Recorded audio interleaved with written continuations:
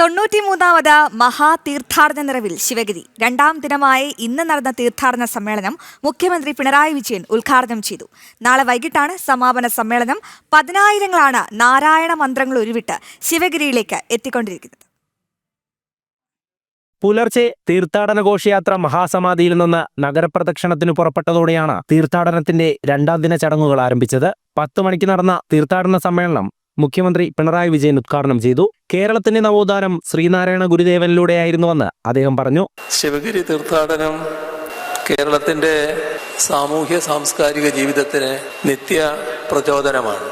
ആ തീർത്ഥാടനത്തിന് 93 വർഷമാവുകയാണ്. 3 വർഷം കൂടി കഴിയുമ്പോൾ ശ്രീനാരായണ ഗുരു സമാധിയുടെ ശതാബ്ദിയും വരികയാണ്.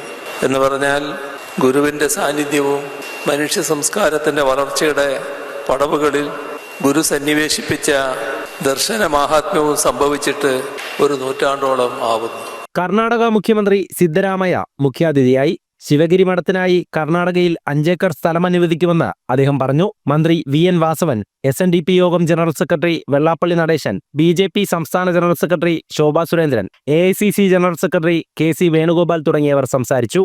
ഉച്ചയോടെ കൃഷി, കച്ചവടം, കൈത്തൊഴിൽ, 2:30 ഭാവി ലോകത്തിന്റെ പ്രത്യാശയും സങ്കീർണതയും തുടങ്ങിയ വിഷയങ്ങളിൽ സമ്മേളനങ്ങൾ നടന്നു. തിരുവനന്തപുരം നഗരസഭാ mayor advocate VV Rajesh, BJP ദേശീയ നിർവാഹക സമിതി അംഗം PK കൃഷ്ണദാസ് തുടങ്ങിയവരും ശിവഗിരിയിലെത്തി. രാത്രി 12-ന് മഹാസമാധിയിൽ പുതുവത്സര പൂജയും സമൂഹ പ്രാർത്ഥനയും നടക്കും. നാളെ രാവിലെ 10 മണിക്ക് തീർത്ഥാടന ലക്ഷ്യം, സംഘടന എന്നീ വിഷയത്തിലുള്ള സമ്മേളനം ബംഗാൾ ഗവർണർ CV ആനന്ദബോസ് ഉദ്ഘാടനം ചെയ്യും. കർണാടക സ്പീക്കർ UT ഖാദർ അധ്യക്ഷനാകും. വൈകിട്ട് നടക്കുന്ന സമാപന സമ്മേളനം മന്ത്രി സജി ചെറിയാൻ ഉദ്ഘാടനം ചെയ്യും. ജനം, കൊല്ലം.